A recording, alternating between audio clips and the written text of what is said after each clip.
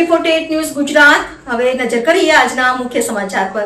તાપી જિલ્લાના કુકરમુંડા તાલુકામાં માર્ગ અકસ્માતની એક દુઃખદ ઘટના સામે આવી છે।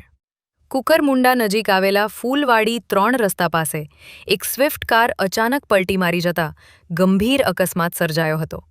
પ્રાપ્ત માહિતી અનુસાર અકસ્માત સમયે કારમાં કુલ 6 લોકો સવાર હતા।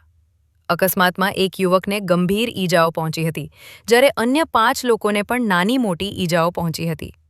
યુવક પોતાના પરિવારના એક સભ્યને બસ સ્ટેન્ડ સુધી મૂકવા માટે જઈ રહ્યો હતો। દરમિયાન બસ છૂટી જતા બસ પકડવાની ઉતાવળમાં કારનો ચાલક કાબુ ગુમાવી બેઠો હતો અને કાર પલટી મારી ગઈ હતી। અકસ્માત બાદ તમામ ઈજાગ્રસ્તોને તાત્કાલિક સારવાર માટે મહારાષ્ટ્રના તલોદા ખાતે હોસ્પિટલમાં ખસેડવામાં આવ્યા હતા, જેમાં ગંભીર રીતે ઘાયલ થયેલા યુવકનું સારવાર દરમિયાન મોત નીપજ્યું હતું, જ્યારે અન્ય 5 ઈજાગ્રસ્તોની સારવાર ચાલી રહી હોવાનું જાણવા મળ્યું છે। મૃતક યુવક કુકરમુંડાનો રહેવાસી હોવાનું પ્રાથમિક માહિતીમાં સામે આવ્યું છે। ઘટનાની જાણ થતાં પોલીસ અને સ્થાનિક લોકો ઘટના સ્થળે દોડી આવ્યા હતા।